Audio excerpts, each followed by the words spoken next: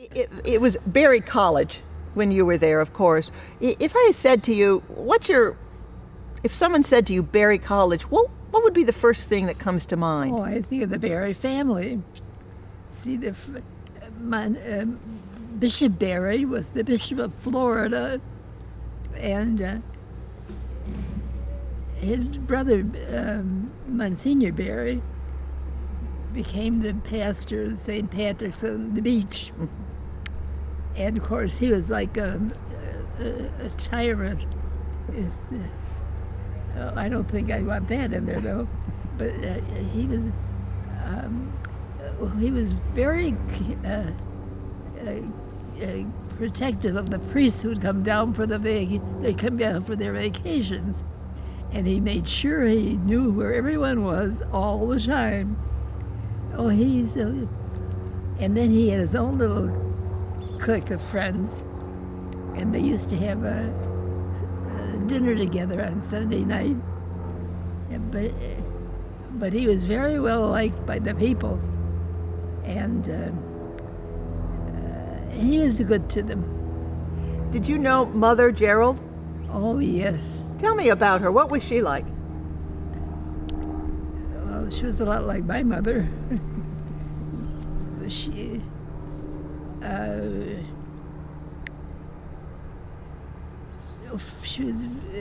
appeared very strict on the outside, but she was really very kind and compassionate. And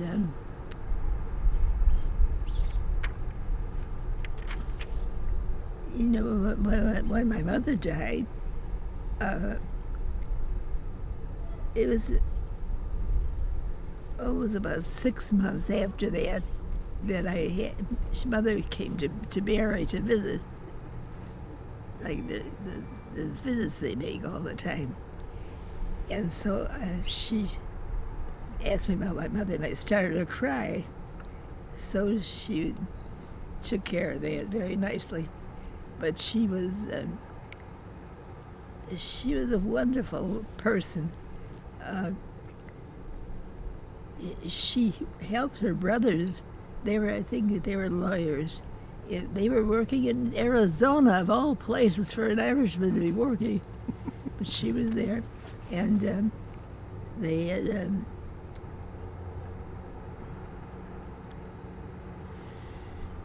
You see, my memory is going. No, it's not. You probably have many thoughts that are coming. I'm asking you to go back in time. You said something interesting. The pictures, I have to admit, that I've seen of Mother Gerald. Now she's posing for a picture, but she does look stern. She looked like she'd. Oh well, you see, I think to be the person she's supposed to be, she'd have to act that way. I think. I don't know. But I had a novice mistress that was Mary Phillip. She was, but underneath she was very kind. So I think they thought that was their job. They had to be very strict with us. Look, because when you entered, well, most of them, when I entered, most of them were about just graduated from high school. And of course, I was out of school.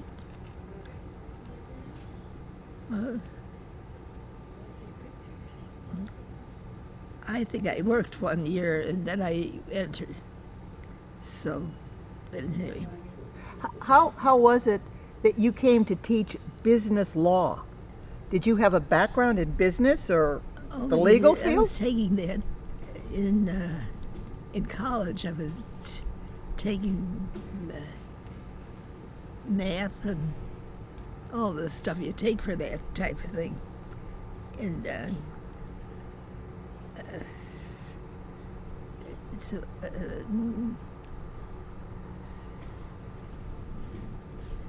was the. Were you comfortable when you first came to Barry teaching business law? It seems to me that was an unusual field for a woman to be teaching in the No, 1950s. it wasn't. Really? No, we had many sisters in the business law. They went to like the Catholic University in the summer. That's how we got our degrees, Catholic U. And but I don't think it was. It was kind of natural because women go to, at least back then. One of the things that I've been told is that Mother Gerald really encouraged her flock, for lack of a better words, encouraged the Adrian nuns to get an education, and they were getting PhD. That was number one. That was number one. And when she went up when she became the Mother General, they began educating us, and she had nuns that had some talent, some like in music or art. She encouraged them and made the. Oh no, yeah, she was very much the person for that job, or for a job like that. But it says she worked with her brothers in Arizona. What they were doing in Arizona, the Irish guys. Anyway, but they were, and as a result, we had one or two places in Arizona that after she became the proprietor, and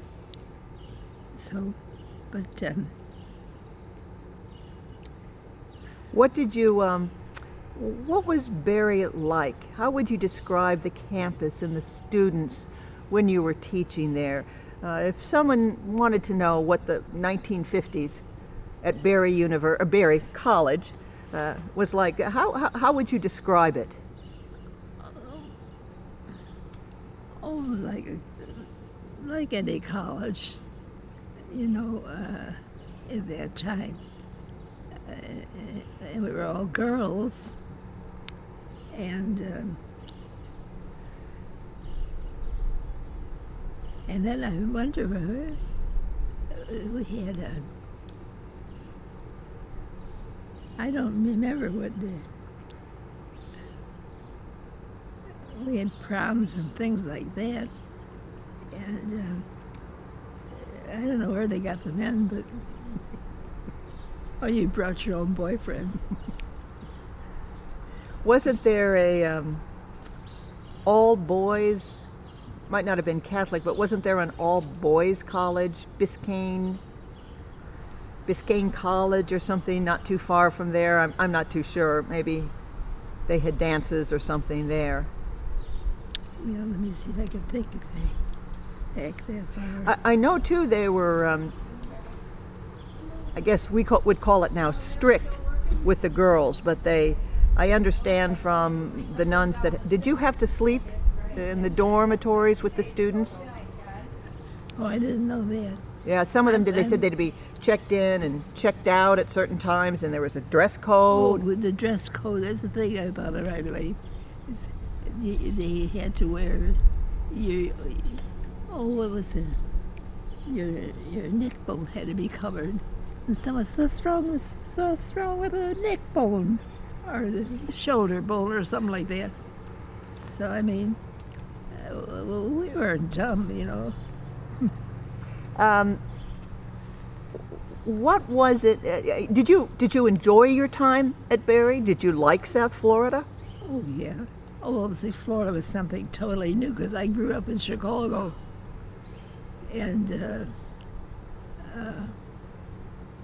oh yeah, Florida was nice.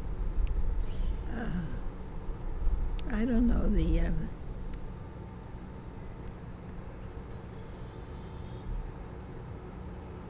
Were you sorry? Do you recall when you left? Were you sorry to leave, or were you looking forward to your next assignment?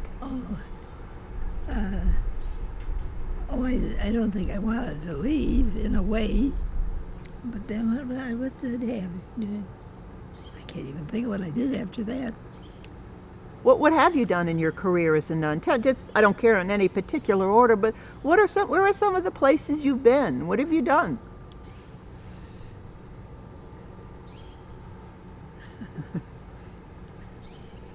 Isn't that something?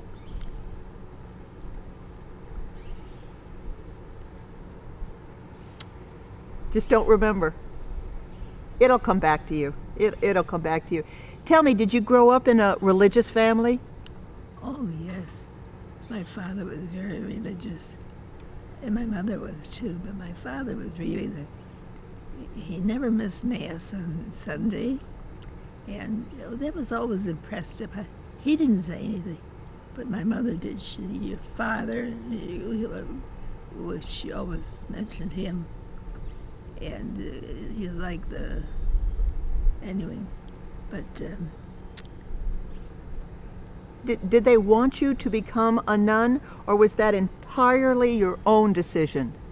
oh, it was mine, but I think most girls, Catholic girls back then, at one time or other, thought they had a vocation, and then after, well, then you know, when you meet the boys, that makes the difference altogether. So.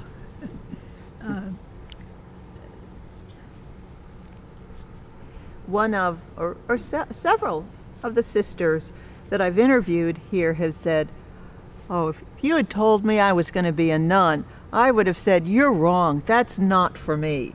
Yes, You know, so some obviously knew early maybe or went that way. Others, you know, found the calling, the vocation later. Yeah.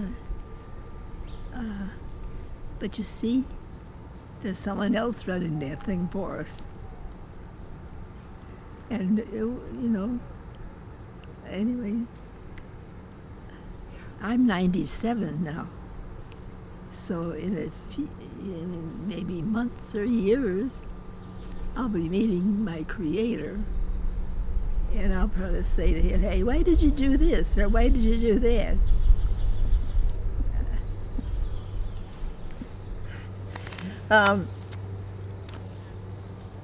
Why do you think becoming a nun is not as attractive today, or why are the numbers thinning? Why aren't more women, you know, becoming nuns? You mean in religious life? Yes.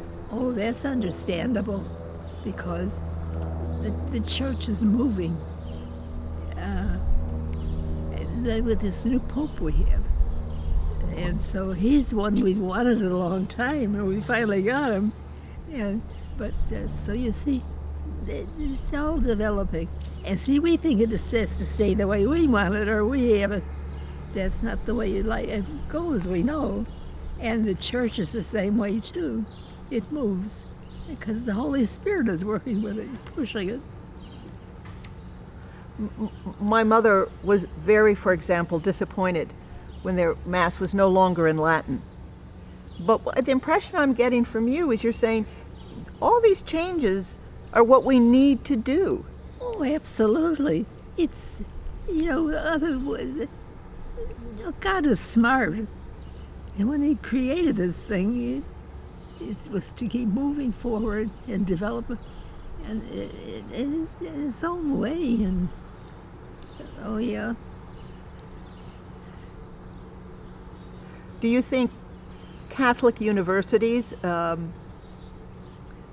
will continue to sort of lead the way without having the sisters involved as much, with more of a lay president? I mean, Sister Linda Bevilacqua could well be the last sister that is president of Barry University. Yeah, we have another college up north, Siena Heights, and that said lay people. Oh, yeah. I mean, see, the world belongs to lay and non-lay people. I mean, because we were what we were, we thought that's how it had to be. And see, that's how God operates. No, he doesn't operate that way because, I mean, this is his show. And anyway. And when you chose to become a nun, um, did you? What was it about the Adrian order that you chose that? There's other. Oh, I'll tell you what. See, I had the Adrian nuns in grade school. Then I went to BVMs in high school, and they wore all black, which I didn't like.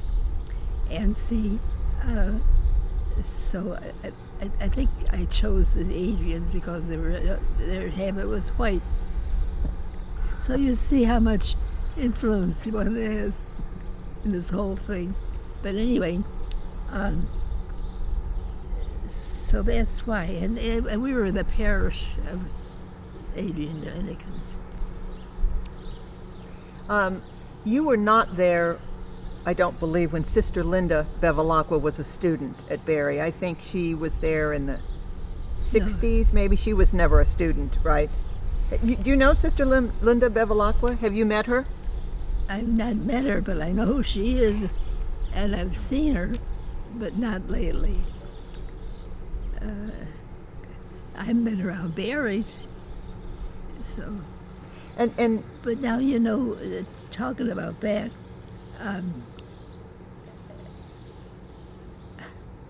recently I've been undergoing therapy, physical therapy. And one day I was up in the therapist's area, and all of a sudden someone said to me, "Well, I know you from Barry." It was Benedetto. Sister Arnold. And now we worked together in this place. We don't work together, but we are together. And so we eat in the same place. But Arnold Benedetto. And I don't think anybody else up there is a Barry student. But Did you also get your PhD? oh my God, my bachelor's at Catholic U, and then when I went on to study, I went to the Dominican Republic, to the university there. Now that was the first university in the New World.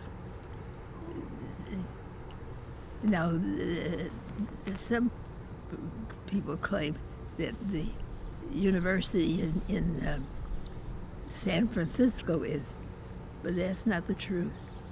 The first university, wherever the Dominicans went, they set up schools, they taught people, and these men, Latin and Greek were their languages in college and university.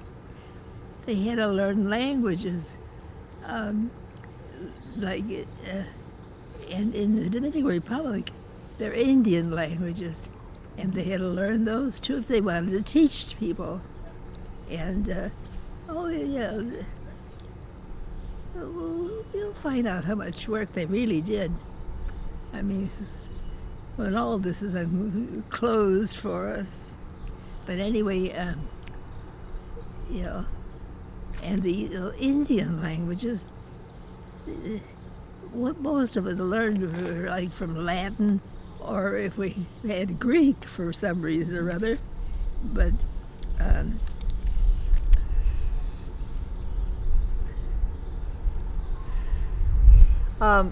I suspect when you were at Barry, it was a very good thing you were teaching Spanish, because the population, as you know, would become, so and French too.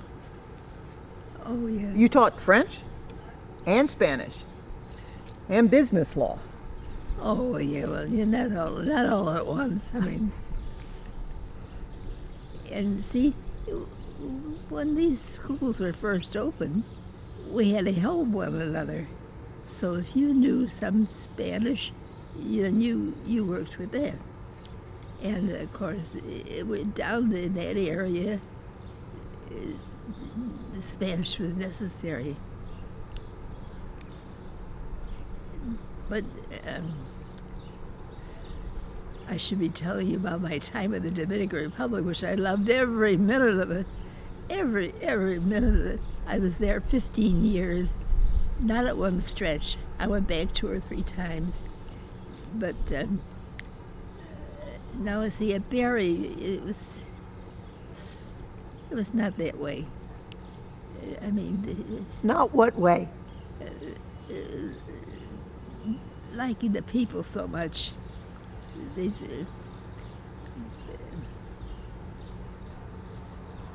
What did you love about the Dominican Republic then? What was it about that that you loved? First of all, the people. The Dominican people were just beautiful people. And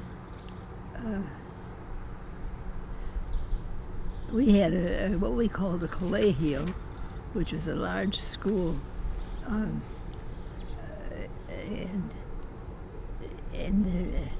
The Mother General, she was, we don't call them that anymore, the prioresses that had the colegio built. And because she felt that, it was an old archbishop that approached her and asked her if she would help him. And so that's how she decided to do the Dominican Republic. And but I don't know. It was the Dominican Republic because of Saint Dominic. Oh yeah, the Dominican Fathers founded it, and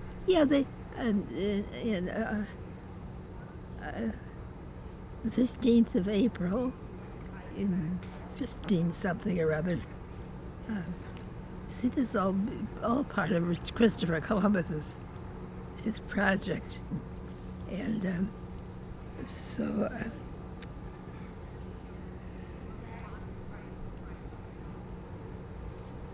Did you enjoy teaching? Did you enjoy teaching? Oh, yes. Yeah, very much so. And did you feel that you got to know the students very well? Well, yes, I'd say yes. And now, I never worked in a boarding school, which is an opportunity to get to know the students better, but I think I got to know them. Do you think that Barry has sort of changed with the times? It's sort of keeping up with the times, and that's a good thing to do? Oh, whether Barry wanted to do it or not, it had to move.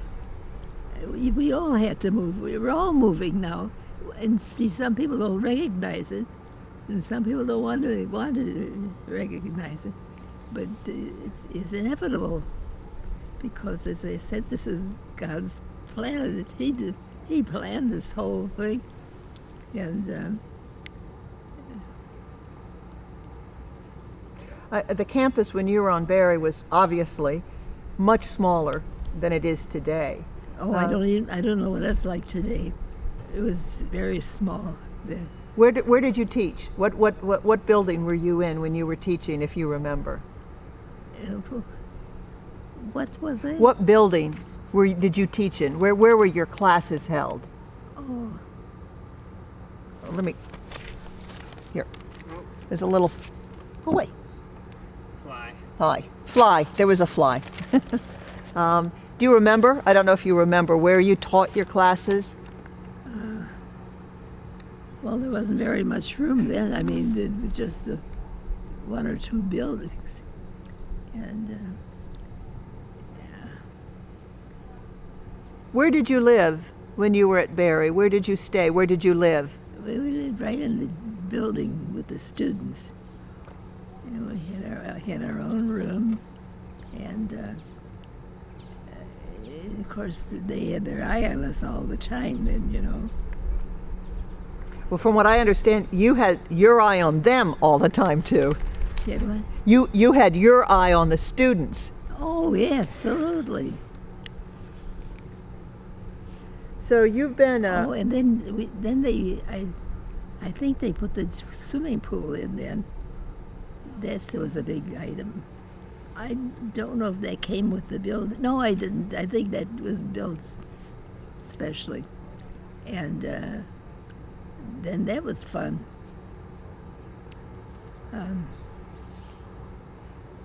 Someone mentioned they used to do synchronized swimming in the swimming pool. I guess the students did. The girls, they had synchronized swimming.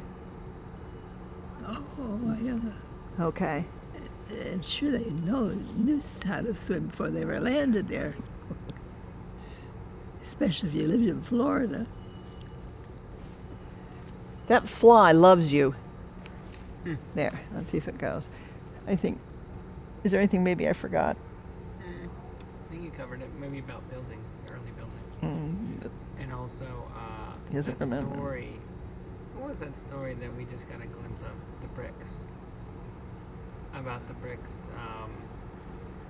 Did you say that Sir Mary Gerald painted or moved the bricks? There was some story about bricks.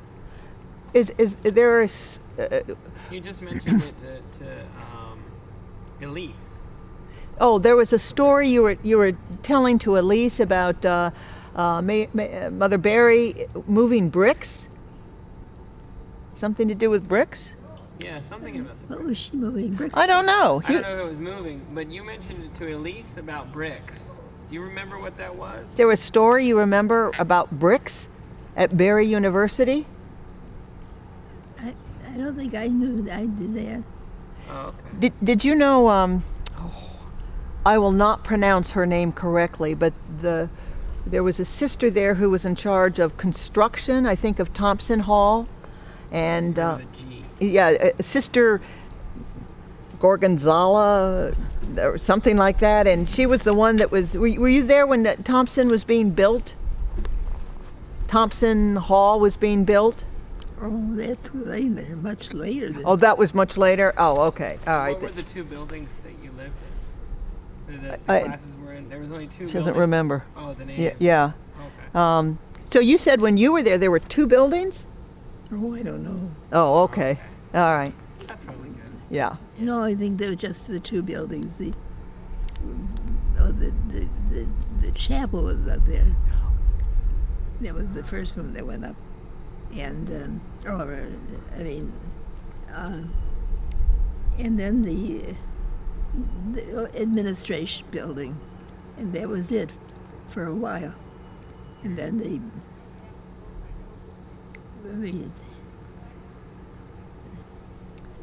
realized, I guess, they had to put a building in.